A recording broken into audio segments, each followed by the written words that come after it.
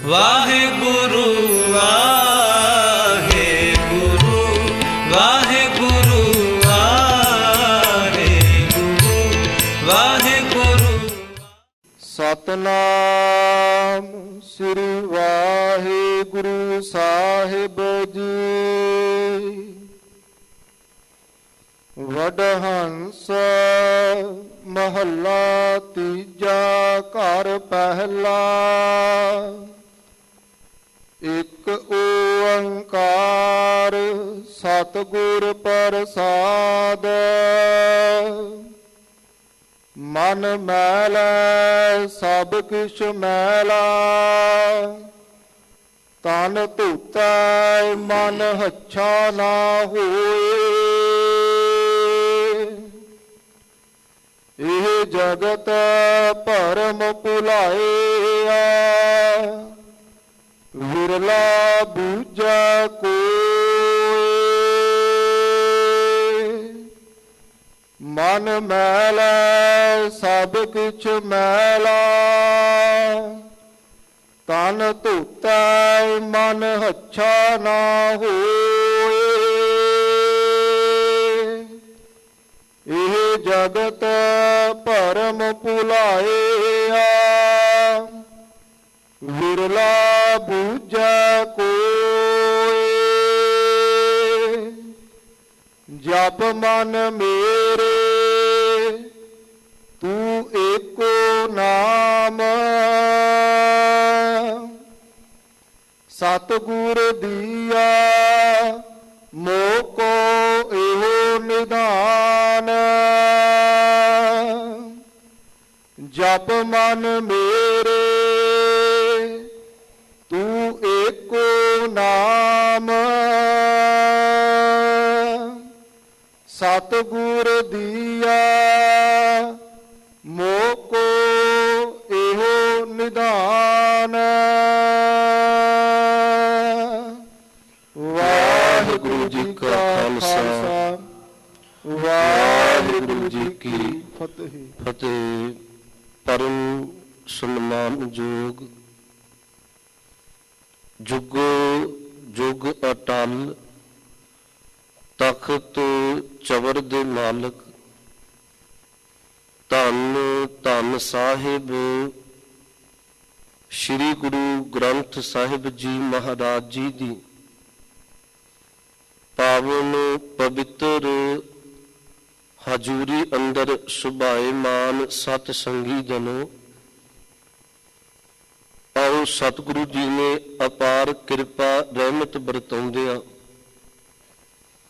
ਅੰਮ੍ਰਿਤ ਵੇਲੇ ਧੰਨ ਗੁਰੂ ਰਾਮਦਾਸ ਸੱਚੇ ਪਾਤਸ਼ਾਹ ਜੀ ਦੇ ਪਾਵਨ ਅਸਥਾਨ ਸੱਚਖੰਡ ਸ੍ਰੀ ਹਰਿਮੰਦਰ ਸਾਹਿਬ ਵਿਖੇ ਸਤਿਗੁਰੂ ਨੇ ਪ੍ਰਕਾਸ਼ਮਾਨ ਹੁੰਦਿਆਂ ਮਨੁੱਖਤਾ ਦੇ ਭਲੇ ਲਈ ਜੋ ਅੰਮ੍ਰਿਤ ਵੇਲੇ ਹੁਕਮਨਾਮਾ ਸਾਹਿਬ ਬਖਸ਼ਿਸ਼ ਕੀਤਾ ਹੈ, ਰੋਜ਼ਾਨਾ ਦੀ ਤਰ੍ਹਾਂ ਉਸ ਸਤਿਗੁਰੂ ਦੇ ਹੁਕਮ ਦੀ ਵਿਚਾਰ ਗੁਰਦੁਆਰਾ ਮੰਜੀ ਸਾਹਿਬ ਦੀਵਾਨ ਹਾਲ ਵਿਖੇ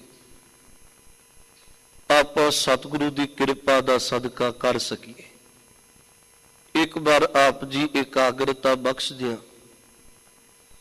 ਰਸਨਾ ਪਵਿੱਤਰ ਕਰਦਿਆਂ ਆਖੋ ਜੀ ਸਤਨਾਮ ਵਾਹਿਗੁਰੂ ਸਾਹਿਬ ਜੀ। ਸਤਨਾਮ ਸ੍ਰੀ ਵਾਹਿਗੁਰੂ ਸਾਹਿਬ ਜੀ। ਵਡਹੰਸ ਮਹੱਲਾ ਤੀਜਾ ਘਰ ਪਹਿਲਾ। ਇੱਕ ਓੰਕਾਰ ਸਤਿਗੁਰ ਪ੍ਰਸਾਦ। ਅੱਜ ਦਾ ਇਹ ਪਾਵਨ ਬਚਨ ਧੰਨ ਗੁਰੂ ਅਮਰਦਾਸ ਸੱਚੇ ਪਾਤਸ਼ਾਹ ਮਹਾਰਾਜ ਜੀ ਨੇ ਬੜਹੰਸ ਰਾਗ ਦੇ ਅੰਦਰ ਧੰਨ ਗੁਰੂ ਗ੍ਰੰਥ ਸਾਹਿਬ ਜੀ ਦੇ ਪਾਵਨ ਅੰਗ 558 ਅੰਗ ਤੇ ਇਹ ਬਚਨ ਸੁਸ਼ੋਭਿਤ ਹੈ। ਮਹਾਰਾਜ ਜੀ ਬੜਹੰਸ ਮਹੱਲਾ ਤੀਜਾ ਬੜਹੰਸ ਰਾਗ ਅੰਦਰ ਤੀਸਰੇ ਪਾਤਸ਼ਾਹ ਧੰਨ ਗੁਰੂ ਅਮਰਦਾਸ ਜੀ ਕਿਰਪਾ ਕਰਦੇ ਆ, ਘਰ ਪਹਿਲੇ ਘਰ ਵਿੱਚ ਗਾਉਣ ਦੀ ਤਾਕੀਦ ਕਰਦੇ ਆ। ਅੱਗੇ ਸਤਿਗੁਰੂ ਨੇ ਇੱਕ ਮੰਗਲ ਬਖਸ਼ਿਸ਼ ਕੀਤਾ। ਇੱਕ ਓੰਕਾਰ ਸਤਿਗੁਰ ਪ੍ਰਸਾਦ। ਇਹਦਾ ਭਾਵ ਹੈ ਪਰਮਾਤਮਾ ਇੱਕ ਹੈ, ਉਹ ਗੁਰੂ ਦੀ ਕਿਰਪਾ ਨਾਲ ਮਿਲਦਾ ਹੈ। ਪਰ ਫਿਰ ਤੁਹਾਨੂੰ ਬੇਨਤੀ ਕਰਾਂ ਗੁਰਮੁਖੋ, ਗੁਰੂ ਗ੍ਰੰਥ ਸਾਹਿਬ ਦੀ ਬਾਣੀ ਆਪ ਜੀ ਪੜ੍ਹੋ। ਸਤਿਗੁਰੂ ਦੀ ਬਾਣੀ ਵਿੱਚ ਇਹ ਮੰਗਲ ਬਾਰ-ਬਾਰ ਸਤਿਗੁਰੂ ਨੇ ਦਰਜ ਕੀਤਾ ਹੈ। 524 ਵਾਰ ਗੁਰੂ ਗ੍ਰੰਥ ਸਾਹਿਬ ਵਿੱਚ ਇੱਕ ਓੰਕਾਰ ਸਤਿਗੁਰੂ ਪ੍ਰਸਾਦ ਦਰਜ ਹੈ। ਕਿਉਂ? ਕਿਉਂਕਿ ਸਤਿਗੁਰੂ ਨੇ ਇੱਕ ਕਿਰਪਾ ਕੀਤੀ। ਗੁਰੂ ਕਿਆ ਸਿੱਖਾ ਤੂੰ ਕਿਸੇ ਰਾਗ ਵਿੱਚ ਬਾਣੀ ਪੜ੍ਹੇ, ਕਿਸੇ ਗੁਰੂ ਸਾਹਿਬਾਨ ਦਾ ਬਚਨ ਪੜ੍ਹੇ, ਭਗਤ ਸਾਹਿਬਾਨ ਦਾ ਬਚਨ ਪੜ੍ਹੇ, ਗੁਰਸਿੱਖਾਂ ਦੇ ਬਚਨ ਪੜ੍ਹੇ, ਇੱਕ ਗੱਲ ਕਦੀ ਨਾ ਭੁੱਲੀ, ਗੁਰੂ ਤੈਨੂੰ ਬਾਰ-ਬਾਰ ਚੇਤੇ ਕਰਵਾਉਂਦਾ ਹੈ ਪਰਮਾਤਮਾ ਇੱਕ ਹੈ, ਉਹ ਗੁਰੂ ਦੀ ਕਿਰਪਾ ਨਾਲ ਮਿਲਦਾ ਹੈ। ਮਨ ਮੈਲਾ ਸਭ ਕਿਛ ਮੈਲਾ, ਤਨ ਧੋਤੈ ਮਨ ਹੱਛਾ ਨਾ ਹੋਏ। ਧੰਨ ਗੁਰੂ ਅਮਰਦਾਸ ਸੱਚੇ ਪਾਤਸ਼ਾਹ ਜੀ ਕਿਰਪਾ ਕਰਦੇ ਆ।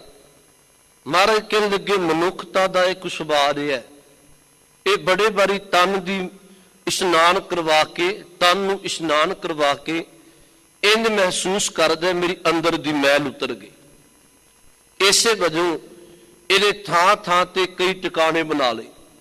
ਪਰ ਗੁਰੂ ਅਮਰਦਾਸ ਸਾਹਿਬ ਕਹਿੰਦੇ ਆ, ਕਹਿਣ ਲੱਗੇ ਮਨ ਮੈਲ ਹੈ, ਸਭ ਕੁਛ ਮੈਲ ਹੈ। ਹੇ ਭਾਈ, ਜੇ ਤੇਰਾ ਮਨ ਮੈਲਾ ਹੈ ਤਾਂ ਯਾਦ ਰੱਖ ਸਭ ਕੁਝ ਮੈਲਾ ਹੈ। ਤਨ ਧੋਤੈ ਮਨ ਹੱਛਾ ਨਾ ਹੋਏ, ਕੇਵਲ ਤਨ ਦਾ ਇਸ਼ਨਾਨ ਤੇਰੇ ਮਨ ਨੂੰ ਪਵਿੱਤਰ ਨਹੀਂ ਕਰੇਗਾ। ਆਪ ਜੀ ਗੁਰੂ ਗ੍ਰੰਥ ਸਾਹਿਬ ਦੀ ਬਾਣੀ ਪੜ੍ਹਦੇ ਹੋ, ਮਹਾਰਾਜ ਨੇ ਬਾਣੀ ਵਿੱਚ ਬਚਨ ਵਰਤੇ। ਧੰਨ ਗੁਰੂ ਅਰਜਨ ਸਾਹਿਬ ਕਹਿੰਦੇ ਆ, ਸੋਚ ਕਰੈ ਦਿਨਸ ਅਰ ਰਾਤ, ਮਨ ਕੀ ਮੈਲ ਨਾ ਤਨ ਤੇ ਜਾਤ। ਮਾਰੇ ਕਹਿਣ ਲੱਗੇ ਦਿਨ ਰਾਤ ਵੀ ਜੇ ਤੂੰ ਇਸ਼ਨਾਨ ਕਰੇ, ਪਰ ਸੱਚ ਜਾਣੀ ਤੇਰੇ ਤਨ ਦੀ ਮੈਲ ਉਤਰ ਸਕਦੀ, ਮਨ ਦੀ ਮੈਲ ਨਹੀਂ ਉਤਰੇਗੀ। ਇਹਨੂੰ ਸਤਿਗੁਰੂ ਨੇ ਬਾਣੀ ਵਿੱਚ ਇਸ ਤਰ੍ਹਾਂ ਵੀ ਕਿਹਾ। ਇੱਕ ਬਚਨ ਹੁੰਦਾ ਸਤਿਗੁਰੂ ਦਾ, ਸਾਹਿਬ ਕਹਿਣ ਲੱਗੇ ਮਨੁੱਖ ਪਾਪ ਕਰਦਾ 5 ਵਿਕਾਰਾਂ ਦੇ ਵਸ ਪੈ ਕੇ, ਤੇ ਤੀਰਥ ਤੇ ਇਸ਼ਨਾਨ ਕਰਦਾ ਹੈ, ਆਪਣੇ ਮਨ ਅੰਦਰ ਇੱਕ ਫੁਰਨਾ ਬਣਾ ਲੈਂਦਾ ਵੀ ਹੁਣ ਮੈਂ ਤੀਰਥ ਤੇ ਇਸ਼ਨਾਨ ਕਰ ਲਿਆ ਤੇ ਮੇਰੇ ਅੰਦਰ ਦੀ ਮੈਲ ਲੈ ਗਈ। ਪਾਪ 5 ਵਿਕਾਰਾਂ ਦੇ ਵਸ ਕੀਤਾ, ਤੀਰਥ ਤੇ ਇਸ਼ਨਾਨ ਕਰਕੇ ਅੰਦਰ ਫੁਰਨਾ ਬਣਾਇਆ, ਪਾਪ ਧੁੱਪ ਗਏ। ਮਾਰੇ ਕਹਿਣ ਲੱਗੇ ਫਿਰ ਜਦੋਂ ਵਾਪਸ ਆਉਂਦਾ ਹੈ, ਫਿਰ ਬੇਫਿਕਰਾ ਹੋ ਕੇ ਪਾਪ ਕਰਦਾ ਹੈ। ਧੰਨ ਗੁਰੂ ਅਰਜਨ ਸਾਹਿਬ ਕਹਿੰਦੇ ਆ, ਬੰਦੇ ਇਸ ਤਰ੍ਹਾਂ ਤੂੰ ਪਵਿੱਤਰ ਨਹੀਂ ਹੋਏਗਾ, ਜੇ ਪਾਪ ਕਰਮ ਕਰੇਗਾ ਤੂੰ ਜਮਾਂ ਦੇ ਵਸ ਪੈ ਜਾਏਗਾ।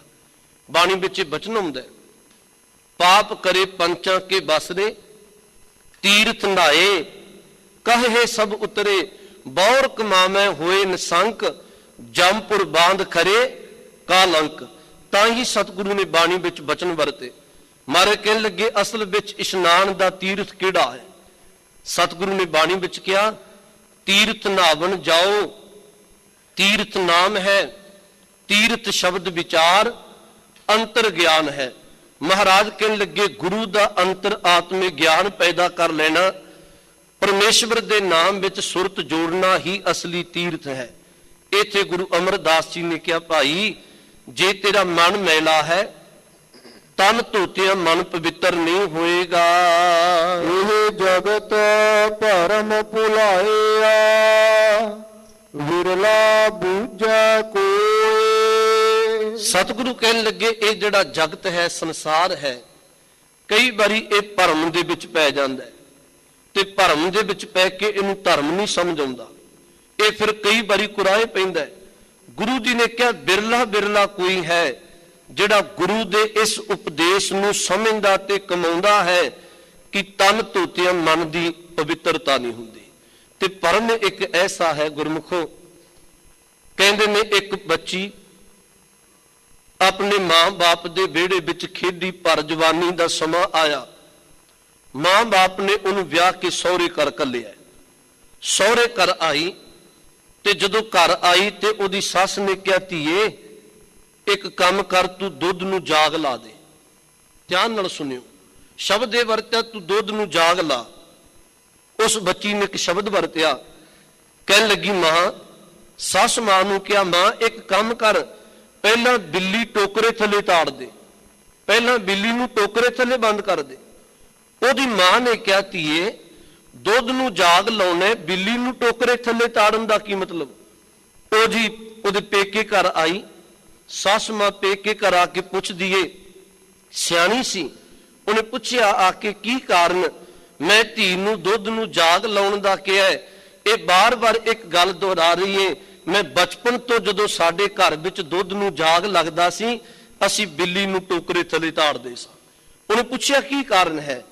ਤੇ ਉਹਦੀ ਮਾਂ ਨੇ ਇੱਕ ਗੱਲ ਕਹੀ, ਕਹਿਣ ਲੱਗੀ ਗੱਲ ਕੋਈ ਵੀ ਨਹੀਂ, ਬਚਪਨ ਵਿੱਚ ਸਾਡੇ ਘਰ ਵਿੱਚ ਪਹਿਲਾਂ ਤੋਂ ਲੈ ਕੇ ਨਿੱਕੀ ਜੀ ਬਿੱਲੀ ਉਹ ਜਾਨਵਰ ਪਾਲਿਆ, ਜਦੋਂ ਕਿਤੇ ਦੁੱਧ ਨੂੰ ਜਾਗ ਲਾਈਦਾ ਸੀ ਤੇ ਬਿੱਲੀ ਮੂੰਹ ਨਾ ਪਾ ਜਾਏ ਤਾਂ ਕਰਕੇ ਅਸੀਂ ਟੋਕਰੇ ਥੱਲੇ ਬਿੱਲੀ ਪਹਿਲਾਂ ਤਾੜਦੇ ਸਾਂ। ਇਹਦਾ ਬਚਪਨ ਦਾ ਸੁਭਾਅ ਬਣਿਆ, ਪਰ ਇਹਨੂੰ ਇਹ ਭਰਮ ਪੈ ਗਿਆ ਹੈ ਤੇ ਇਹ ਅਸਲੀਅਤ ਨੂੰ ਭੁੱਲ ਗਈ ਹੈ। ਮੇਰੀ ਬੇਨਤੀ ਨੂੰ ਸਮਝਿਓ, ਉਹ ਅਸਲੀਅਤ ਨੂੰ ਭੁੱਲ ਗਈ ਆ। ਮਹਾਰਾਜ ਇੱਥੇ ਕਹਿੰਦੇ ਆ, ਕਹਿਣ ਲੱਗੇ ਭਾਈ ਇਹ ਜਗਤ ਭਰਮ ਭੁਲਾਇਆ, ਬੜੇ ਵਾਰੀ ਗੁਰੂ ਦੀ ਧਰਮ ਦੀ ਗੱਲ ਭੁੱਲ ਕੇ ਸੰਸਾਰ ਭਰਮ ਵਿੱਚ ਪੈਂਦਾ ਹੈ। ਬਿਰਲਾ ਬੂਝੈ ਕੋਏ, ਕੋਈ ਬਿਰਲਾ ਹੈ ਜਿਹੜਾ ਗੁਰੂ ਦੇ ਉਪਦੇਸ਼ ਨੂੰ ਸਮਝਦਾ ਬੁੱਝਦਾ ਹੈ। ਜਪ ਮਨ ਮੇਰੇ ਤੂੰ ਏਕੋ ਨਾਮ। ਧੰਨ ਗੁਰੂ ਅਮਰਦਾਸ ਮਹਾਰਾਜ ਜੀ ਕਹਿੰਦੇ ਆ, ਤੂੰ ਇੱਕ ਕੰਮ ਕਰ, ਪਰਮੇਸ਼ਵਰ ਦੇ ਨਾਮ ਨੂੰ ਜਪਿਆ ਕਰ। ਰਹਾਉ ਵਾਲੀ ਤੁਕ ਵਿੱਚ ਕਹਿ ਰਹੇ ਨੇ, ਧੰਨ ਗੁਰੂ ਗ੍ਰੰਥ ਸਾਹਿਬ ਸੱਚੇ ਪਾਤਸ਼ਾਹ ਦੀ ਬਾਣੀ ਪੜੋ, ਬਾਣੀ ਵਿੱਚ ਬੇਅੰਤ ਬਚਨ ਆਏ। ਮਹਾਰਾਜ ਕਹਿੰਦੇ ਜਪ ਮਨ ਸਤਨਾਮ, ਸਦਾ ਸਤਨਾਮ, ਹਲਤ ਪਲਤ ਮੁਖ ਉਜਲ ਹੋਈ ਹੈ, ਨਿਤ ਧਿਆਈਐ ਹਰ ਪੁਰਖ ਨਿਰੰਜਨਾ। ਸਤਿਗੁਰੂ ਨੇ ਬਾਣੀ ਵਿੱਚ ਬਚਨ ਵਰਤੇ। ਮਹਾਰਾਜ ਕਹਿਣ ਲੱਗੇ ਜਪ ਮਨ ਮੇਰੇ ਏਕੋ ਨਾਮ, ਤੂੰ ਇੱਕ ਪਰਮੇਸ਼ਵਰ ਦੇ ਨਾਮ ਨੂੰ ਜਪਿਆ ਕਰ। ਗੁਰਮੁਖੋ ਗੁਰੂ ਗ੍ਰੰਥ ਸਾਹਿਬ ਦੀ ਬਾਣੀ ਪੜੋ। ਗੁਰੂ ਰਾਮਦਾਸ ਜੀ ਤੇ ਇੱਕ ਸ਼ਬਦ ਵਰਤਦੇ ਆ। ਮਹਾਰਾਜ ਕਹਿਣ ਲੱਗੇ ਐ ਮਨੁੱਖ, ਤੈਨੂੰ ਮਨੁੱਖਾ ਜਨਮ ਮਿਲ ਗਿਆ, ਪਰ ਜੇ ਮਨੁੱਖਾ ਜਨਮ ਲੈ ਕੇ ਤੂੰ ਪਰਮਾਤਮਾ ਦੀ ਭਗਤੀ ਇਬਾਦਤ ਨਹੀਂ ਕਰਨੀ, ਨਾਮ ਨਹੀਂ ਜਪਣਾ, ਤੂੰ ਸੰਸਾਰ ਤੇ ਲੈਣ ਕੀ ਆਇਆ। ਬਾਣੀ ਵਿੱਚ ਬਚਨ ਵਰਤਿਆ, ਜਿਨੀ ਐਸਾ ਹਰ ਨਾਮ ਨਾ ਚੇਤਿਓ, ਸੇ ਕਾਹੇ ਜਗ ਆਏ ਰਾਮ ਰਾਜੇ। ਤੂੰ ਸੰਸਾਰ ਤੇ ਲੈਣ ਕੀ ਆਇਆ? ਅੱਗੇ ਸੁਚੇਤ ਕਰ ਜਾ ਕਿਆ, ਇਹ ਮਾਨਸ ਜਨਮ ਦੁਲੰਭ ਹੈ। ਮਹਾਰਾਜ ਕਹਿਣ ਲੱਗੇ ਨਾਮ ਬਿਨਾ ਬਿਰਥਾ ਸਭ ਜਾਏ। ਮਨੁੱਖਾ ਜਨਮ ਬਹੁਤ ਕੀਮਤੀ ਹੈ, ਪਰ ਪਰਮੇਸ਼ਵਰ ਦੇ ਨਾਮ ਤੋਂ ਬਿਨਾ ਇਹਨੇ ਵਿਅਰਥ ਚਲੇ ਜਾਣਾ। ਹੁਣ ਵੱਟੈ ਹਰ ਨਾਮ ਨਾ ਬੀਜਿਓ, ਹੁਣ ਇੱਕ ਮੌਕਾ ਹੈ, ਤੂੰ ਨਾਮ ਦਾ ਬੀਜ ਬੀਜਦਾ ਨਹੀਂ, ਅੱਗੇ ਭੁੱਖਾ ਕਿਆ ਖਾਏ, ਮਨ ਮੁੱਖਾ ਨੂੰ ਫਿਰ ਜਨਮ ਹੈ, ਨਾਨਕ ਹਰ ਭਾਏ। ਮਨ ਪਿੱਛੇ ਤੁਰਨ ਵਾਲਾ ਮਹਾਰਾਜ ਕਹਿਣ ਲੱਗੇ ਫਿਰ ਜੰਮਣ ਮਰਨ ਵਿੱਚ ਭੜਕਦਾ ਹੈ। ਤੇ ਮੈਂ ਇੱਕ ਬੇਨਤੀ ਤੁਹਾਨੂੰ ਫਿਰ ਕਰਾਂ, ਵੇਖੋ ਧੰਨ ਗੁਰੂ ਅਮਰਦਾਸ ਸਾਹਿਬ ਸੱਚੇ ਪਾਤਸ਼ਾਹ ਦੇ ਪ੍ਰਤੀ ਭੱਟਾਂ ਨੇ ਇੱਕ ਬਚਨ ਵਰਤਿਆ। ਇੱਥੇ ਕਿਹਾ ਨਾ ਜਪ ਮਨ ਮੇਰੇ ਤੂੰ ਏਕੋ ਨਾਮ, ਇੱਕ ਪਰਮਾਤਮਾ ਦਾ ਨਾਮ ਜਪ। ਭੱਟ ਜੀ ਕਹਿੰਦੇ ਆ, ਕਹਿਣ ਲੱਗੇ ਹੇ ਗੁਰੂ ਅਮਰਦਾਸ ਸੱਚੇ ਪਾਤਸ਼ਾਹ, ਤੁਹਾਡਾ ਜੀਵਨ ਵੇਖਿਆ ਜਾਏ, ਤੁਸੀਂ ਪੜਿਆ ਵੀ ਇੱਕ ਪਰਮਾਤਮਾ ਨੂੰ ਹੈ, ਤੁਸੀਂ ਮਨ ਵਿੱਚ ਵੀ ਇੱਕ ਪਰਮਾਤਮਾ ਨੂੰ ਟਿਕਾਇਆ, ਤੁਸੀਂ ਸਤਿਗੁਰੂ ਮੁਖ ਵਿੱਚੋਂ ਸ਼ਬਦ ਵੀ ਇੱਕ ਪਰਮਾਤਮਾ ਦੇ ਬੋਲਦੇ ਹੋ, ਤੁਹਾਡੇ ਨੇਤਰਾਂ ਵਿੱਚੋਂ ਵੀ ਇੱਕ ਪਰਮਾਤਮਾ ਦਾ ਦੀਦਾਰ ਹੁੰਦਾ ਹੈ। ਬੇਅੰਤ ਬਚਨ ਵਰਤੇ, ਤੁਸੀਂ ਸੁਪਨ ਅਵਸਥਾ ਵਿੱਚ ਵੀ ਇੱਕ ਪਰਮਾਤਮਾ ਨੂੰ ਦੇਖਦੇ ਹੋ, ਤੁਸੀਂ ਜਾਗਰਤ ਅਵਸਥਾ ਵਿੱਚ ਵੀ ਇੱਕ ਪਰਮਾਤਮਾ ਨੂੰ ਤੱਕਦੇ ਹੋ, ਤੁਸੀਂ ਪੰਜ ਤੱਤਾਂ ਵਿੱਚੋਂ ਵੀ ਇੱਕ ਪਰਮਾਤਮਾ ਨੂੰ ਤੱਕਦੇ ਹੋ। ਮਹੀਨੇ ਦੇ 30 ਦਿਨ ਨੇ, ਪੂਰਾ ਸਾਲ ਪਰ ਪੂਰਾ ਜੀਵਨ ਤੁਹਾਡਾ ਇੱਕ ਪਰਮਾਤਮਾ ਦੇ ਚਰਨਾਂ ਵਿੱਚ ਜੁੜਦਾ ਹੈ। ਇੱਥੋਂ ਤੱਕ ਬਚਨ ਵਰਤੇ, ਪੰਜ ਤੱਤਾਂ ਦੀ ਸ੍ਰਿਸ਼ਟੀ ਬਣੀ ਹੈ, ਪੰਜ ਤੱਤਾਂ ਦੀ ਸ੍ਰਿਸ਼ਟੀ ਵਿੱਚੋਂ ਵੀ ਤੁਸੀਂ ਇੱਕ ਨੂੰ ਹੀ ਤੱਕਦੇ ਹੋ। ਬੇਅੰਤ ਬਚਨ ਕੇ ਭੱਟਾਂ ਨੇ ਕਹਿਣ ਲੱਗੇ ਹੇ ਸਤਿਗੁਰੂ, ਜਿਹੜਾ ਪਰਮਾਤਮਾ ਅਲੱਖ ਹੈ, ਲਖਿਆ ਨਹੀਂ ਜਾ ਸਕਦਾ, ਤੁਸੀਂ ਉਸ ਪਰਮਾਤਮਾ ਦੀ ਭਗਤੀ ਇਬਾਦਤ ਵਿੱਚ ਜੁੜੇ ਹੋ। ਤੇ ਪੱਟ ਜਾਲਪ ਜੀ ਕਹਿੰਦੇ ਆ, ਸਤਿਗੁਰੂ ਤੁਸੀਂ ਮੰਨਿਆ ਵੀ ਇੱਕ ਨੂੰ ਹੈ, ਤੁਸੀਂ ਧਿਆਇਆ ਵੀ ਇੱਕ ਨੂੰ ਹੈ। ਬਾਣੀ ਵਿੱਚੋਂ ਬਚਨ ਹੁੰਦਾ ਹੈ, ਤੈ ਪੜਿਓ ਇੱਕ, ਮਨ ਧਰਿਓ ਇੱਕ, ਕਰ ਇੱਕ ਪਛਾਣਿਓ, ਨੈਣ ਬੈਨ ਮੋਹ ਇੱਕ, ਇੱਕ ਦੋ ਠਾਏ ਨਾ ਜਾਣਿਓ। ਇੱਕ ਤੋਂ ਬਿਨਾ ਗੁਰੂ ਅਮਰਦਾਸ ਜੀ ਤੁਸੀਂ ਦੂਸਰੇ ਨੂੰ ਜਾਣਦੇ ਨਹੀਂ। ਤੇ ਪੜਿਓ ਇੱਕ ਮਨ ਧਰਿਓ, ਇੱਕ ਕਰ ਇੱਕ ਪਛਾਣਿਓ, ਨੈਣ ਬੈਨ ਮੋ ਇੱਕ ਇੱਕ ਦੋ ਠਾਏ ਨਾ ਜਾਣਿਓ, ਸੁਪਨ ਇੱਕ ਪ੍ਰਤੱਖ ਇੱਕ ਇੱਕ ਸਮੈ ਲੀਨੋ। ਫਿਰ ਬਚਨ ਵਰਤੇ 30 ਇੱਕ ਅਰ 5 ਸਿੱਧ 35 ਨਾ ਖੀਨੋ। ਇੱਕੋ ਦੇ ਲੱਖ ਲੱਖੋ ਅਲੱਖ ਹੈ, ਇੱਕ ਇੱਕ ਕਰ ਵਰਨਿਓ, ਗੁਰ ਅਮਰਦਾਸ ਜਾਲਪ ਭਨੈ ਤੂੰ ਇੱਕ ਲੋੜੇ ਇੱਕ ਮੰਨਿਓ। ਧੰਨ ਗੁਰੂ ਅਮਰਦਾਸ ਜੀ, ਤੁਸੀਂ ਇੱਕ ਨੂੰ ਲੋੜਿਆ, ਤੁਸੀਂ ਇੱਕ ਨੂੰ ਮੰਨਿਆ। ਇੱਕ ਵਿਦਵਾਨ ਪੁਰਸ਼ ਨੇ ਗੁਰੂ ਅਮਰਦਾਸ ਜੀ ਦੇ ਜੀਵਨ ਵਿੱਚ ਲਿਖਿਆ, ਕਹਿਣ ਲੱਗੇ ਸਤਿਗੁਰੂ ਗੁਰੂ ਅਮਰਦਾਸ ਜੀ ਗੋਇੰਦਵਾਲ ਸਾਹਿਬ ਦੀ ਧਰਤੀ ਤੇ ਭਾਗ ਲਾ ਰਹੇ ਨੇ, ਬਖਸ਼ਿਸ਼ਾਂ ਵਰਤਾ ਰਹੇ ਨੇ, ਤੇ ਇੱਕ ਫਕੀਰ ਮਨ ਦੇ ਕੁਝ ਖਿਆਲ ਲੈ ਕੇ ਗੋਇੰਦਵਾਲ ਸਾਹਿਬ ਦੀ ਧਰਤੀ ਤੇ ਆਇਆ। ਜਦੋਂ ਗੋਇੰਦਵਾਲ ਸਾਹਿਬ ਆਇਆ ਤੇ ਗੁਰਸਿੱਖਾਂ ਨੂੰ ਪੁੱਛਦਾ, ਮੈਂ ਧੰਨ ਗੁਰੂ ਅਮਰਦਾਸ ਸੱਚੇ ਪਾਤਸ਼ਾਹ ਜੀ ਦਾ ਦੀਦਾਰ ਕਰਨਾ ਹੈ, ਤੇ ਸਤਿਗੁਰੂ ਕਿੱਥੇ ਨੇ?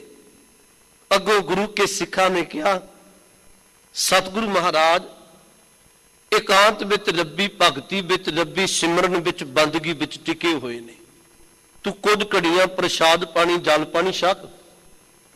ਸਤਿਗੁਰੂ ਦਰਬਾਰ ਵਿੱਚ ਆਉਣਗੇ, ਤਖਤ ਤੇ ਸੁਭਾਏਮਾਨ ਹੋਣਗੇ, ਫਿਰ ਦਰਸ਼ਨ ਕਰ ਲਵੀਂ।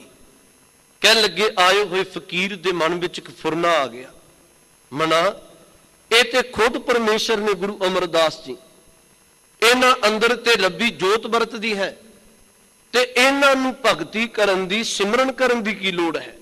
ਮਨ ਵਿੱਚ ਫੁਰਨਾ ਆ ਗਿਆ ਤੇ ਖਿਆਲ ਆਇਆ, ਮੈਂ ਜਦੋਂ ਸਤਿਗੁਰੂ ਨੂੰ ਮਿਲਾਂਗਾ ਮੈਂ ਪੁੱਛਾਂਗਾ ਜ਼ਰੂਰ, ਮਹਾਰਾਜ ਤੁਸੀਂ ਤੇ ਖੁਦ ਨਾਮ ਦੀ ਦਾਤ ਵੰਡਣ ਵਾਲੇ ਹੋ, ਤੁਸੀਂ ਤੇ ਖੁਦ ਪਰਮੇਸ਼ਵਰ ਹੋ, ਪਰਮਾਤਮਾ ਦਾ ਰੂਪ ਹੋ, ਮਹਾਰਾਜ ਤੁਹਾਨੂੰ ਕੀ ਜਪਣ ਦੀ ਲੋੜ ਹੈ?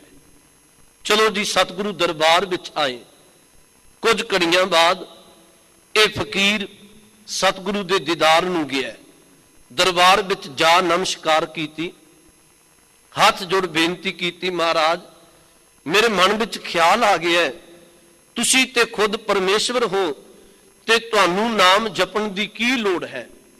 ਗੁਰੂ ਅਮਰਦਾਸ ਜੀ ਨੇ ਉੱਥੇ ਇੱਕ ਕਿਰਪਾ ਕੀਤੀ ਸੀ, ਬਖਸ਼ਿਸ਼ ਭਰਿਆ ਬਚਨ ਕਿਹਾ। ਮਹਾਰਾਜ ਕਹਿੰਦੇ ਆ, ਕਹਿਣ ਲੱਗੇ ਫਕੀਰ ਸਾਈਂ, ਜੇ ਕੋਈ ਮਨੁੱਖ ਪਹਾੜ ਨੂੰ ਖੋਦਣ ਤੁਰ ਪਏ ਤੇ ਉਹ ਪਹਾੜ ਦਾ ਇੱਕ ਕਿਨਾਰਾ ਇੱਕ ਨੁਕਰਾ ਭੰਨੇ, ਤੇ ਇੱਕ ਕਿਨਾਰਾ ਭੰਨਣ ਤੇ ਉਹਨੂੰ ਕੀਮਤੀ ਰਤਨ ਕੀਮਤੀ ਖਜ਼ਾਨਾ ਲੱਭ ਜਾਏ, ਸਿਆਣਾ ਪੁਰਸ਼ ਉਹ ਹੁੰਦਾ ਜਿਹੜਾ ਪੂਰੇ ਦਾ ਪੂਰਾ ਪਹਾੜ ਹੀ ਖੋਦ ਮਾਰੇ। ਜਿਹਨੂੰ ਇੱਕ ਕਿਨਾਰਾ ਭੰਨਣ ਤੇ ਕੀਮਤੀ ਖਜ਼ਾਨਾ ਕੀਮਤੀ ਰਤਨ ਹੀਰੇ ਮਿਲ ਗਏ, ਸਿਆਣਾ ਪੁਰਸ਼ ਉਹ ਹੁੰਦਾ ਜਿਹੜਾ ਪੂਰਾ ਪਹਾੜ ਖੋਦ ਮਾਰੇ। ਸੱਚ ਜਾਣੀ ਇਸ ਨਾਮ ਦੀ ਇਸ ਸੇਵਾ ਦੀ ਬਦੌਲਤ ਗੁਰੂ ਨਾਨਕ ਸਾਹਿਬ ਦੇ ਘਰ ਦੀ ਕਿਰਪਾ ਵਰਤੀ ਹੈ, ਤੇ ਅਸੀਂ ਇਸ ਨਾਮ ਦਾ ਪੱਲਾ ਕਿਵੇਂ ਛੱਡ ਸਕਦੇ ਹਾਂ? ਮਹਾਰਾਜ ਨੇ ਬਚਨ ਵਰਤਿਆ। ਇੱਥੇ ਸਤਿਗੁਰੂ ਨੇ ਕਿਹਾ, ਭਾਈ ਜਪ ਮਨ ਮੇਰੇ ਤੂੰ ਏਕੋ ਨਾਮ, ਨਾਮ ਹੋਰ ਨਹੀਂ, ਇੱਕ ਪਰਮਾਤਮਾ ਦਾ ਨਾਮ ਜਪ। ਤੇ ਮੈਂ ਬੇਨਤੀ ਤੁਹਾਨੂੰ ਕਰਾਂਗਾ, ਭਾਈ ਸਾਹਿਬ ਭਾਈ ਗੁਰਦਾਸ ਜੀ ਨੇ ਨਾ ਜੀ ਇੱਕ ਤਾਂ 6 ਉਦਾਹਰਨਾਂ ਦਿੱਤੀਆਂ। ਭਾਈ ਸਾਹਿਬ ਕਹਿੰਦੇ ਆ, ਸਿੱਖ ਜੇ ਜਪਦਾ ਹੈ, ਸਿੱਖ ਜੇ ਆਪਣਾ ਸਿਰ ਝੁਕਾਉਂਦਾ ਇੱਕ ਪਰਮਾਤਮਾ ਤੇ ਗੁਰੂ ਅੱਗੇ, ਉਹ ਗੁਰੂ ਪਰਮਾਤਮਾ ਨੂੰ ਛੱਡ ਕੇ ਬਾਹਰ ਨਹੀਂ ਜਾਂਦਾ। ਉਹਨਾਂ 6 ਉਦਾਹਰਨਾਂ ਦਿੱਤੀਆਂ। ਪਹਿਲਾ ਬਚਨ ਵਰਤਿਆ, ਕਹਿਣ ਲੱਗੇ ਇੱਕ ਸ਼ੀਸ਼ੇ ਵਿੱਚ ਆਪਣਾ ਚਿਹਰਾ ਵੇਖੋਗੇ ਇੱਕ ਨਜ਼ਰ ਆਏਗਾ, ਪਰ ਸ਼ੀਸ਼ੇ 2 ਹੋਵਨ ਤੇ ਚਿਹਰਾ ਵੇਖੋਗੇ ਮਨੁੱਖ ਦੀਆਂ ਕਈ ਤਸਵੀਰਾਂ ਬਣ ਜਾਂਦੀਆਂ। ਫਿਰ ਬੇਨਤੀ ਨੂੰ ਸੁਣਿਓ, ਸ਼ੀਸ਼ੇ ਇੱਕ ਵਿੱਚ ਚਿਹਰਾ ਵੇਖਿਆ ਇੱਕ ਪ੍ਰਤੀਬਿੰਬ ਇੱਕ ਨਜ਼ਰ ਆਉਂਦਾ, ਤੇ ਜੇ ਕਿਤੇ 2-4 ਸ਼ੀਸ਼ੇ ਹੋਵਨ ਤੇ ਮਨੁੱਖ ਦੇ ਚਿਹਰੇ ਕਈ ਪ੍ਰਤੀਤ ਨਜ਼ਰ ਆਉਂਦੇ ਨੇ। ਭਾਈ ਗੁਰਦਾਸ ਸਾਹਿਬ ਕਹਿੰਦੇ ਆ, ਕਿਸੇ ਬੇੜੀ ਵਿੱਚ ਬੈਠ ਕੇ ਨਦੀ ਪਾਰ ਕਰਨੀ ਹੋਵੇ, ਜਿਹੜਾ ਮਨੁੱਖ ਇੱਕ ਬੇੜੀ ਦਾ ਸਹਾਰਾ ਲਏ ਉਹ ਆਪਣੀ ਮੰਜ਼ਿਲ ਤੇ ਪਹੁੰਚ ਜਾਂਦਾ, ਉਹ ਨਦੀ ਨੂੰ ਪਾਰ ਕਰ ਸਕਦਾ ਹੈ। ਤੇ ਕੋਈ ਬੰਦਾ 2 ਬੇੜੀਆਂ ਵਿੱਚ ਪੈਰ ਰੱਖ ਲੇ, ਉਹ ਡੁੱਬ ਤੇ ਜਾਏਗਾ ਪਰ ਬੇੜੀ ਤੇ ਪਾਰ ਨਹੀਂ ਲੰਘ ਸਕੇਗਾ।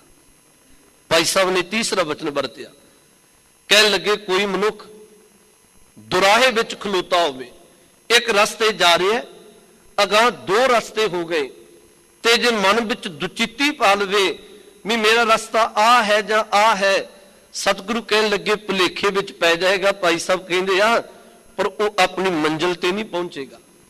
ਚੌਥਾ ਬਚਨ ਵਰਤਿਆ, ਕਹਿਣ ਲੱਗੇ ਕੋਈ ਮਨੁੱਖ ਚਿੱਕੜ ਵਿੱਚ ਗਾਰੇ ਵਿੱਚ ਧਸ ਜਾਏ, ਆਪਣੇ ਤੋਂ ਬਾਹਰ ਨਾ ਨਿਕਲਿਆ ਜਾਏ, ਬਾਹਰ ਨਿਕਲਣ ਦੇ ਲਈ ਕਿਸੇ ਨੂੰ ਬਾਹ ਪਕੜਾਏ, ਇੱਕ ਸੱਜੇ ਬਾਹ ਪਕੜਾ ਦੇ, ਇੱਕ ਖੱਬੇ ਬਾਹ ਪਕੜਾਏ, ਸੱਜੇ ਵਾਲਾ ਵੀ ਬਾਹ ਖਿੱਚੇ, ਖੱਬੇ ਵਾਲਾ ਵੀ ਬਾਹ ਖਿੱਚੇ, ਉਹ ਚਿੱਕੜ ਵਿੱਚੋਂ ਨਿਕਲੇਗਾ ਨਹੀਂ। ਸਾਚੇ ਭਾਈ ਸਾਹਿਬ ਕਹਿਣ ਲੱਗੇ ਬਾਹ ਟੁੱਟ ਜਾਣਗੀਆਂ ਪਰ ਬਾਹਰ ਨਹੀਂ ਨਿਕਲ ਸਕਦਾ।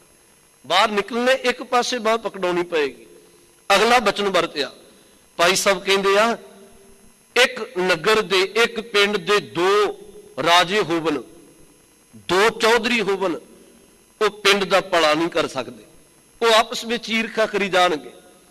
ਅਗਲਾ ਬਚਨ ਵਰਤਿਆ, ਕਹਿਣ ਲੱਗੇ ਇੱਕ ਪਤੀ ਬ੍ਰਤਾ ਇਸਤਰੀ ਹੋਵੇ ਚੰਗੇ ਪਰਿਵਾਰ ਦੀ, ਸੱਚ ਜਾਣੋ ਇੱਕ ਇਸਤਰੀ ਦੇ ਦੋ ਪਤੀ ਹੋਵਨ, ਉਹ ਸੁਹਾਗਵਤੀ ਨਹੀਂ ਕਹਾ ਸਕਦੀ, ਉਹ ਧਰਮੀ ਨਹੀਂ ਕਹਾ ਸਕਦੀ। ਭਾਈ ਸਾਹਿਬ ਨੇ ਇੰਨੇ ਬਚਨ ਵਰਤ ਕੇ ਤੇ ਅਗਲਾ ਫਿਰ ਬਚਨ ਵਰਤਿਆ, ਕਹਿਣ ਲੱਗੇ ਜਿਵੇਂ ਚੇਤਾ ਰੱਖੋ ਦੋ ਬੇੜੀਆਂ ਵਿੱਚ ਪੈਰ ਰੱਖਣ ਵਾਲਾ ਪਾਰ ਨਹੀਂ ਲੰਘ ਸਕਦਾ, ਦੋ ਸ਼ੀਸ਼ਿਆਂ ਵਿੱਚ ਮੁਖ ਦੇਖਣ ਵਾਲਾ ਕਈ ਚਿਹਰੇ ਬਣ ਜਾਂਦੇ ਆ। ਭਾਈ ਸਾਹਿਬ ਕਹਿਣ ਲੱਗੇ ਚਿੱਕੜ ਵਿੱਚ ਧਸਿਆ ਹੋਇਆ ਬੰਦਾ ਦੋਨੋਂ ਪਾਸੋਂ ਬਾਹ ਪਕੜਾਏ ਬਾਹ ਟੁੱਟ ਸਕਦੀਆਂ, ਉਹ ਬਾਹਰ ਨਹੀਂ ਨਿਕਲ ਸਕਦਾ।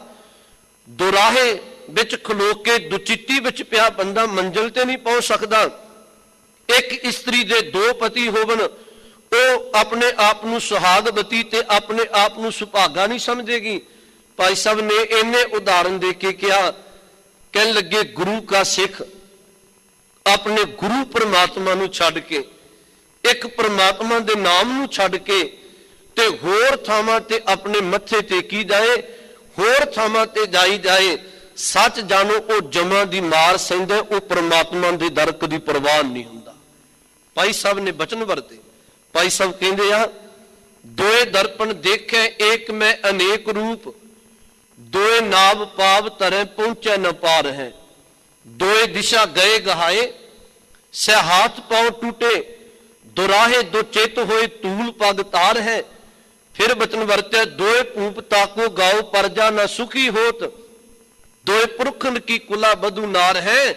ਕਹਿਣ ਲੱਗੇ ਤੈਸੇ ਗੁਰ ਸਿੱਖ ਆਨ ਦੇਵ ਸੇਵ ਟੇਵ ਗਹਿ, ਸਹਿ ਜਮ ਡੰਡ ਤ੍ਰਿਗ ਜੀਵਨ ਸੰਸਾਰ ਹੈ। ਸਿੱਖ ਆਪਣੇ ਗੁਰੂ ਦਾ ਪੱਲਾ ਛੱਡ ਕੇ ਬਾਹਰ ਭੱਟ ਕੇ ਉਹ ਜਮਾਂ ਦੀ ਮਾਰ ਸਹਿੰਦੇ, ਰੱਬੀ ਦਰ ਪ੍ਰਵਾਨ ਨਹੀਂ ਹੁੰਦਾ। ਮਹਾਰਾਜ ਜੀ ਤਾਂ ਇੱਥੇ ਕਹਿ ਰਿਹਾ, ਕਹਿਣ ਲੱਗੇ ਜਪ ਮਨ ਮੇਰੇ ਤੂੰ ਏਕੋ ਨਾਮ ਹੈ ਭਾਈ, ਤੂੰ ਇੱਕ ਪਰਮੇਸ਼ਵਰ ਦੇ ਨਾਮ ਨੂੰ ਜਪਿਆ ਕਰ। ਸਤਿਗੁਰ ਦੀਆ ਮੋਕੋ ਇਹੋ ਨਿਧਾਨ। ਸਤਿਗੁਰੂ ਗੁਰੂ ਅਮਰਦਾਸ ਜੀ ਕਹਿਣ ਲੱਗੇ ਗੁਰੂ ਨੇ ਤੈਨੂੰ ਇਹ ਨਿਧਾਨ ਦਾ ਅਰਥ ਹੁੰਦਾ ਖਜ਼ਾਨਾ, ਤੈਨੂੰ ਬਖਸ਼ਿਸ਼ ਕਰਕੇ ਇਹ ਕੀਮਤੀ ਨਾਮ ਦਾ ਖਜ਼ਾਨਾ ਤੇਰੀ ਝੋਲੀ ਵਿੱਚ ਪਾਇਆ। ਨਾਮ ਦਾ ਖਜ਼ਾਨਾ ਤੈਨੂੰ ਬਖਸ਼ਿਆ, ਤੂੰ ਨਾਮ ਵਿੱਚ ਆਪਣੀ ਸੁਰਤ ਨੂੰ ਜੋੜ। ਤੇ ਸਤਿਗੁਰੂ ਦੀ ਬਾਣੀ ਵਿੱਚ ਆਪਾਂ ਬਚਨ ਪੜ੍ਹਦੇ ਹਾਂ, ਸਿੱਖ ਲਈ ਗੁਰਬਾਣੀ ਨਾਮ ਹੀ ਖਜ਼ਾਨਾ ਹੈ। ਬਚਨ ਪੜ੍ਹਦੇ ਹਾਂ, ਹਮ ਤਨਵੰਤ ਪਾਗਟ ਸਚ ਨਾਏ, ਹਰ ਗੁਣ ਗਾਵੇਂ ਸਹਿਜ ਸੁਭਾਏ, ਪਿਉ ਦਾਦੇ ਕਾ ਖੋਲ ਡਿਠਾ ਖਜ਼ਾਨਾ, ਤਾ ਮੇਰਾ ਮਨ ਭਇਆ ਨਿਧਾਨਾ, ਰਤਨ ਲਾਲ ਜਾ ਕਾ ਕਛੂ ਨਾ ਮੋਲ ਭਰੇ ਭੰਡਾਰ, ਅਖੂਟ ਅਤੋਲ। ਕਹਿਣ ਲੱਗੇ ਇਹ ਗੁਰੂ ਦਾ ਖਜ਼ਾਨਾ ਸਤਿਗੁਰੂ ਨੇ ਤੇਰੀ ਝੋਲੀ ਵਿੱਚ ਨਾਮ ਪਾਇਆ ਹੈ। ਰਹਾਉ ਸਿੱਧਾ ਕੇ ਆਸਨ ਜੇ ਸਿੱਖੈ, ਇੰਦਰੀ ਵਸ ਕਰ ਕਮਾਏ। ਸਤਿਗੁਰੂ ਗੁਰੂ ਅਮਰਦਾਸ ਜੀ ਰਹਾਉ ਸ਼ਬਦ ਕਹਿ ਕੇ ਅੱਗੇ ਬਚਨ ਵਰਤਦੇ ਆ, ਕਹਿਣ ਲੱਗੇ ਸਿੱਧਾ ਕੇ ਆਸਨ ਜੇ ਸਿੱਖੈ।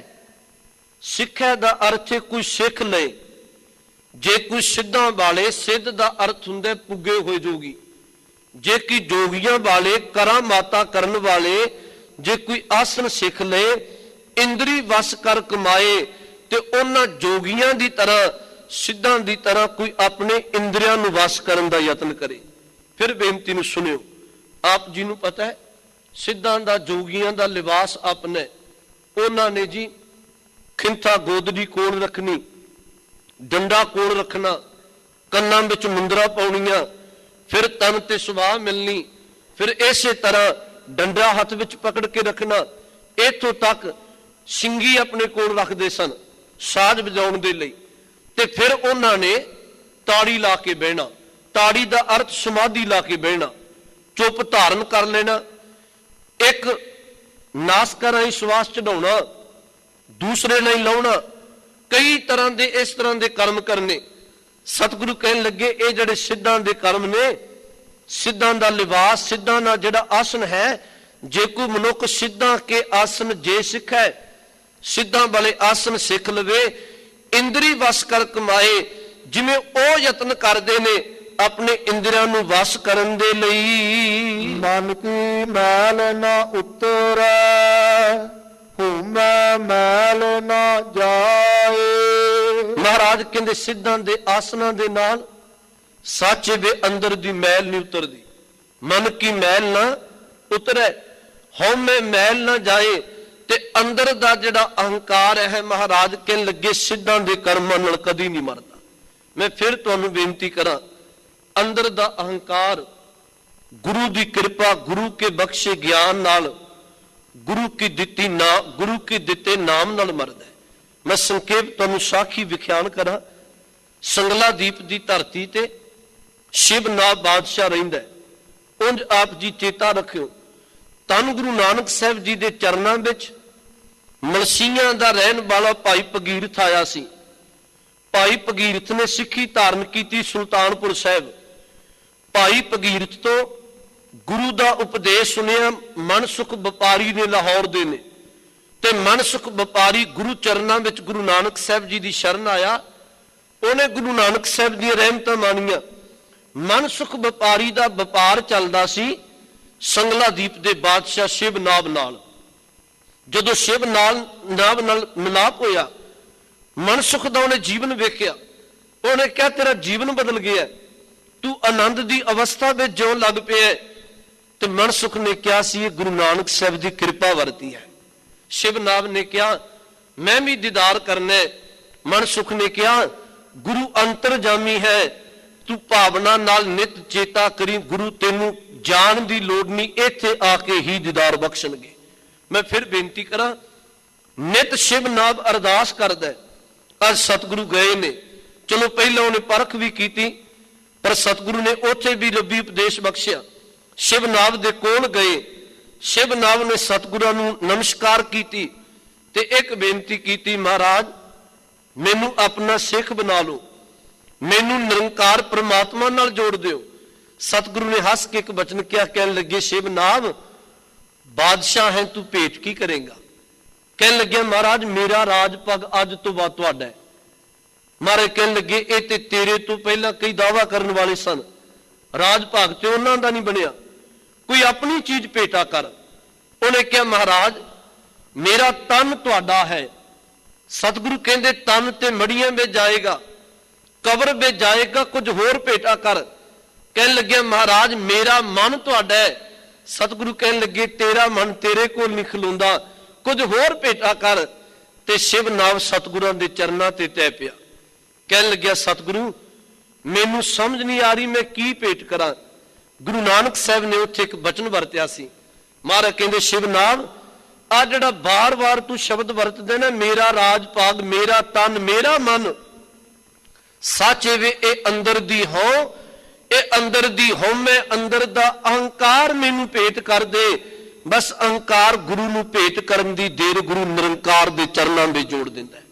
ਮਹਾਰਾਜ ਨੇ ਕਿਹਾ ਅਹੰਕਾਰ ਹੀ ਤੇ ਹੈ ਜਿਹੜਾ ਨਿਰੰਕਾਰ ਤੋਂ ਸਾਨੂੰ ਵਾਂਝਾ ਰੱਖਦਾ ਹੈ।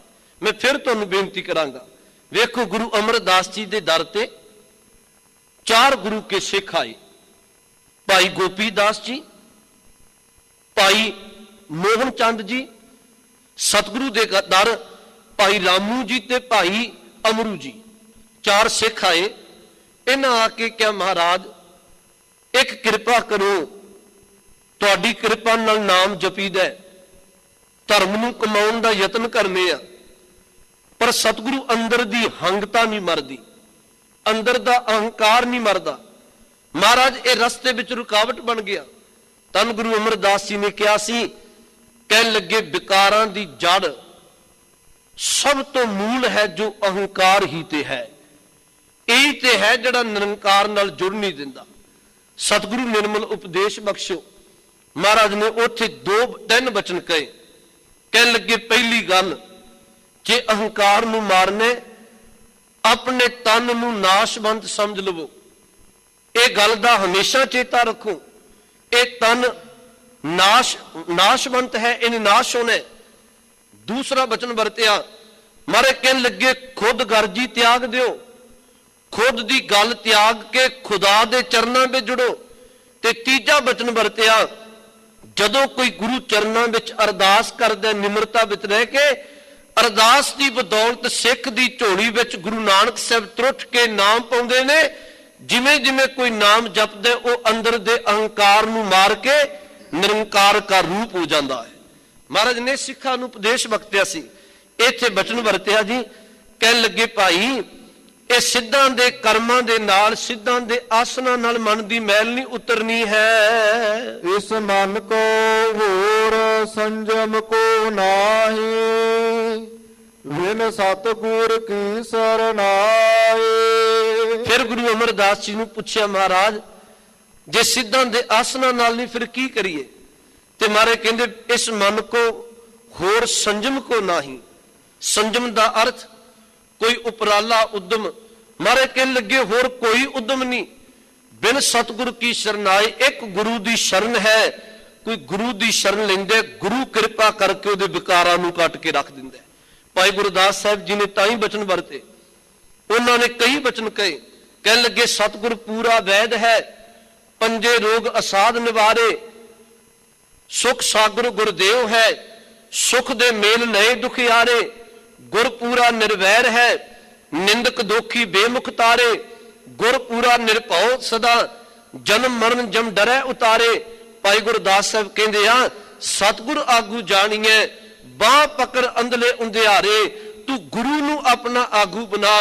ਗੁਰੂ ਤੇਰੇ ਅੰਦਰ ਦੇ ਅਹੰਕਾਰ, ਗੁਰੂ ਤੇਰੇ ਅੰਦਰ ਦੇ ਵਿਕਾਰਾਂ ਨੂੰ ਕੱਟ ਦੇਗਾ। ਗੁਰੂ ਤੋਂ ਬਿਨਾ ਹੋਰ ਕੋਈ ਸੰਜਮ ਤਰੀਕਾ ਨਹੀਂ ਹੈ। ਸਤਿਗੁਰ ਮਿਲਿਆ ਉਲਟੀ ਭਈ, ਕਹਿਣਾ ਕਿਛੂ ਨਾ ਜਾਏ। ਸਤਿਗੁਰੂ ਗੁਰੂ ਅਮਰਦਾਸ ਜੀ ਕਹਿਣ ਲੱਗੇ ਜਦੋਂ ਗੁਰੂ ਮਿਲ ਪੈਂਦਾ ਹੈ ਨਾ, ਤੇ ਇੱਕ ਬਚਨ ਵਰਤਿਆ ਉਲਟੀ ਪਈ। ਉਲਟੀ ਪਈ ਦਾ ਅਰਥ ਗੁਰੂ ਫਿਰ ਮਤ ਨੂੰ ਉਲਟਾ ਦਿੰਦਾ ਹੈ। ਉਲਟਾ ਦੇਣ ਦਾ ਭਾਵ ਵਿਕਾਰਾਂ ਵਾਲੀ ਮਤ ਨੂੰ, ਸੰਸਾਰੀ ਮਤ ਨੂੰ ਉਲਟਾ ਕੇ ਰੱਬੀ ਨਾਮ ਨਾਲ ਜੋੜ ਕੇ ਤੇ ਉਹਨੂੰ ਇੱਕ ਨਾਮ ਰਸ ਵਿੱਚ ਲੀਨ ਕਰ ਦਿੰਦਾ। ਮਾਰੇ ਕਹਿਣ ਲੱਗੇ ਸਤਿਗੁਰ ਮਿਲਿਆ ਉਲਟੀ ਪਈ, ਕਹਿਣਾ ਕਿਛੂ ਨਾ ਜਾਏ। ਗੁਰੂ ਇੰਨੀ ਰਹਿਮਤ ਕਰ ਦਿੰਦਾ ਜਿਹਦੀ ਮਤ ਨੂੰ ਰੱਬੀ ਨਾਮ ਨਾਲ ਜੋੜਦੇ ਉਹਦੇ ਸੰਬੰਧ ਵਿੱਚ ਫਿਰ ਕੁਝ ਵੀ ਨਹੀਂ ਕਿਹਾ ਜਾ ਸਕਦਾ।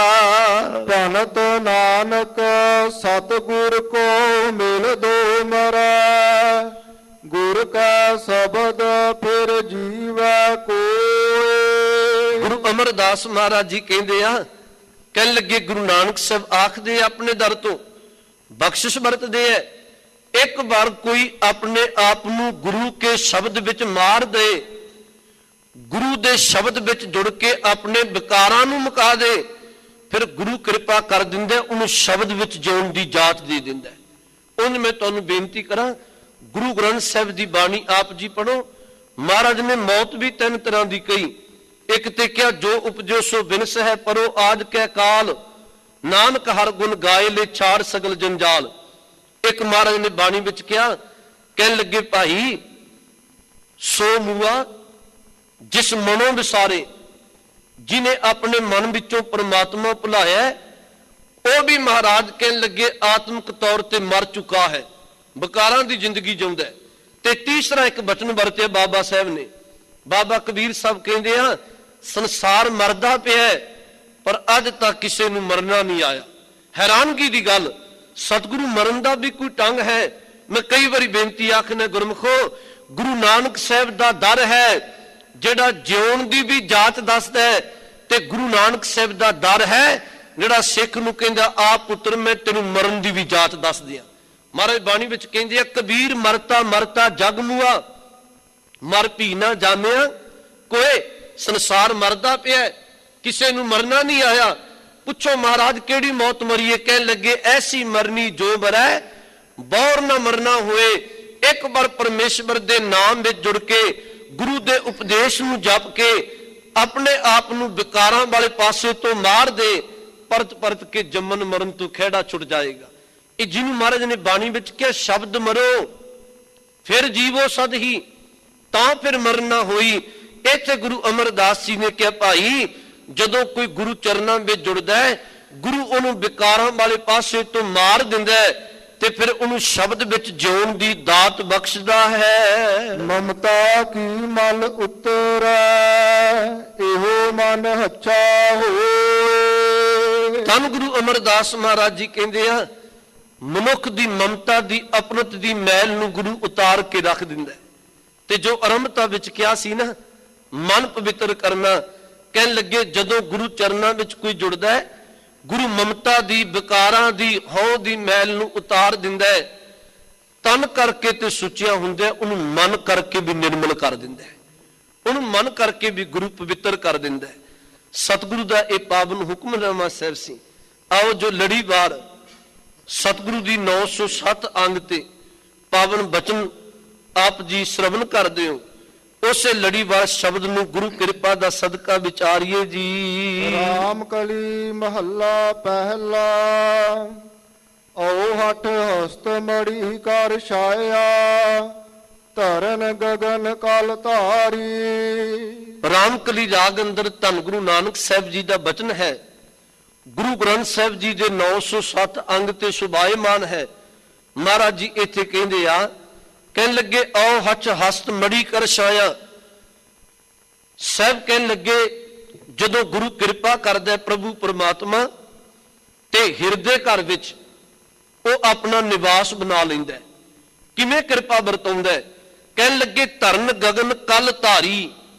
ਧਰਨ ਦਾ ਅਰਥ ਧਰਤੀ, ਗਗਨ ਦਾ ਅਰਥ ਆਕਾਸ਼, ਕਲ ਦਾ ਅਰਥ ਪਰਮਾਤਮਾ ਦੀ ਸੱਤਾ।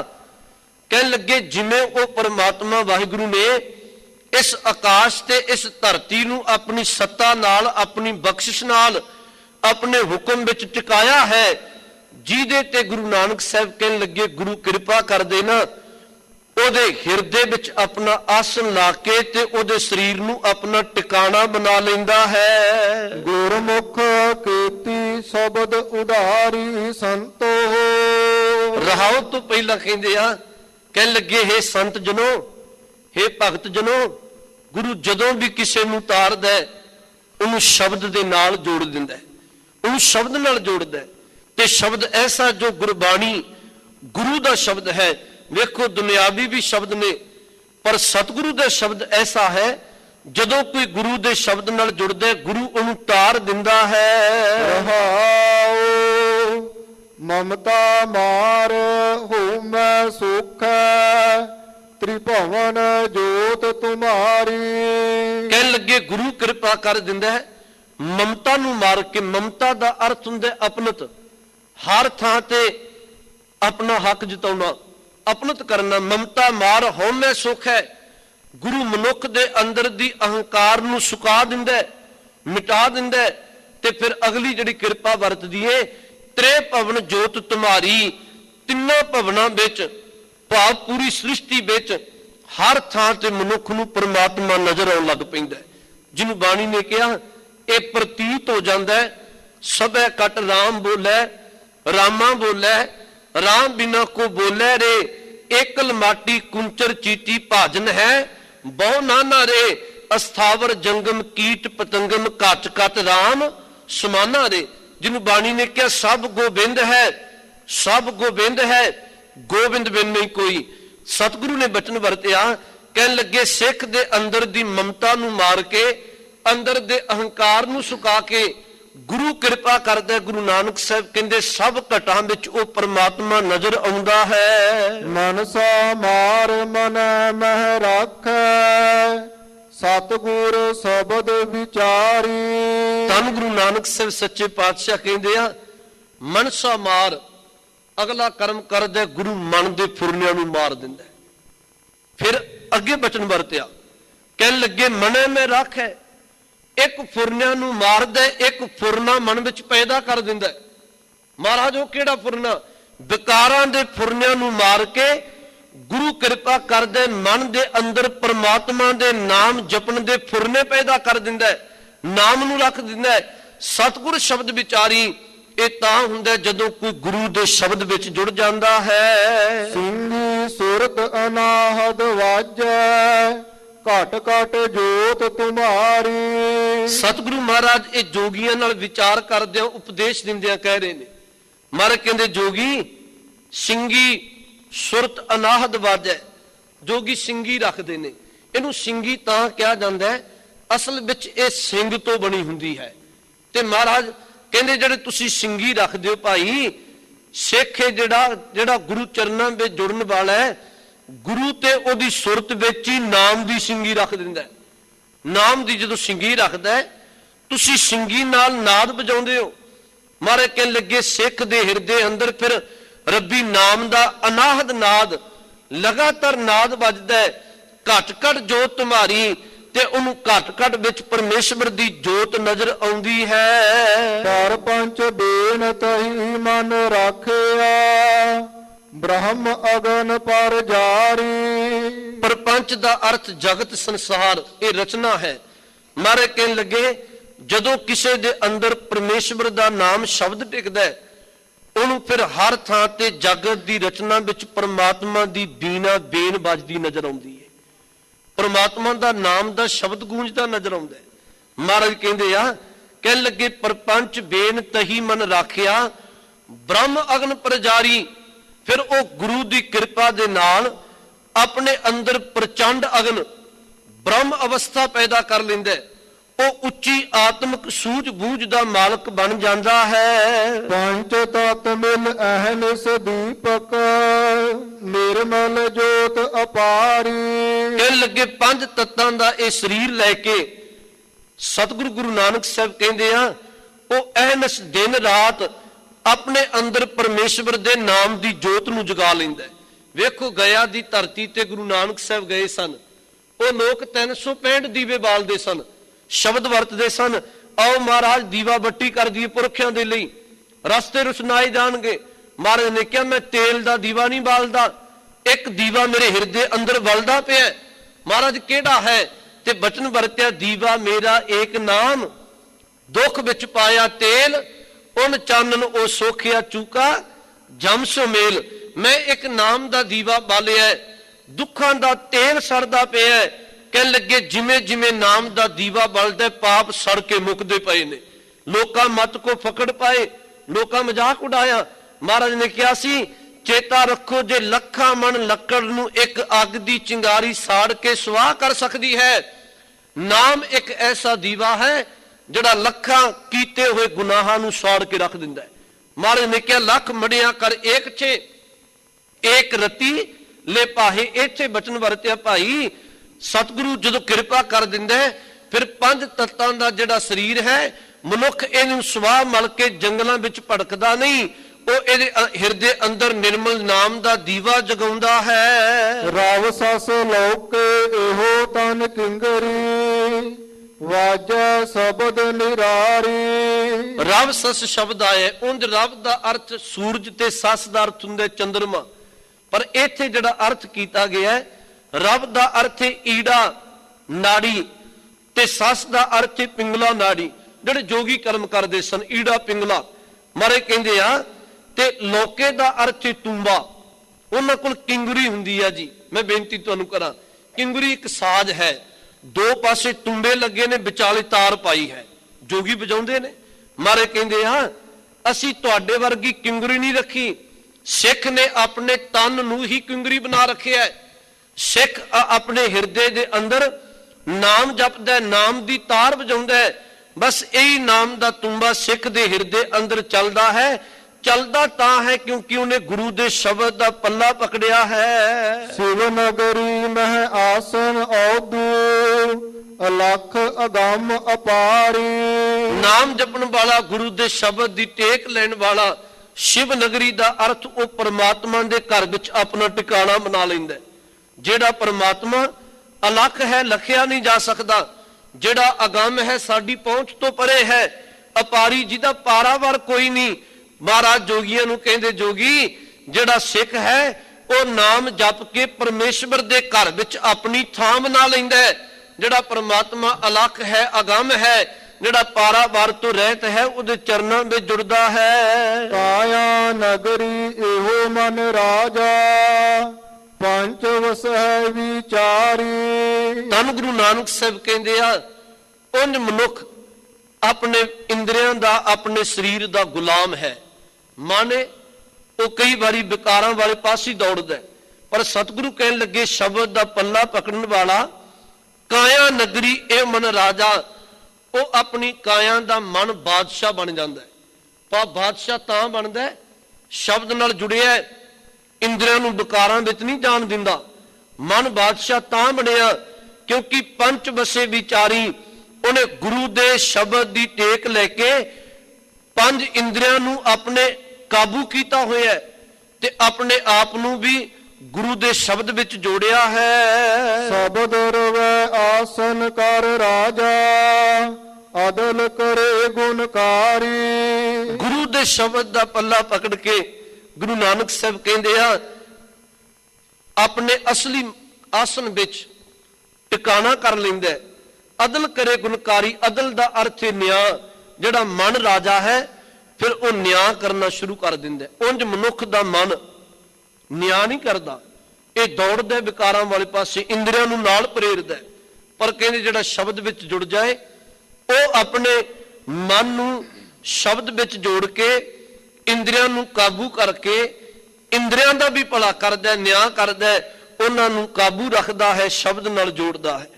ਫਿਰ ਬੇਨਤੀ ਤੁਹਾਨੂੰ ਕਰਾਂ, ਇਹ ਬੇਨਤੀ ਜ਼ਰੂਰ ਦੁਹਰਾ ਦਿਆਂ ਕਿ ਉਸ ਮਹਾਂਪੁਰਖ ਦਾ ਕੱਲ ਆ ਪ੍ਰਕਾਸ਼ ਦਿਹਾੜਾ ਆ ਰਿਹਾ ਹੈ, ਮਨਾਇਆ ਜਾ ਰਿਹਾ ਹੈ, ਜਿਸ ਮਹਾਂਪੁਰਖ ਨੇ ਬੜੀ ਗੁਰੂ ਦੀ ਬੰਦਗੀ ਤੇ ਭਗਤੀ, ਜਿਹਨੇ ਗੁਰੂ ਦੀ ਟੇਕ ਲੈ ਕੇ ਬਖਸ਼ਿਸ਼ ਲੈ ਕੇ ਗੁਰੂ ਲਈ ਆਪਣਾ ਆਪ ਕੁਰਬਾਨ ਕਰ ਦਿੱਤਾ।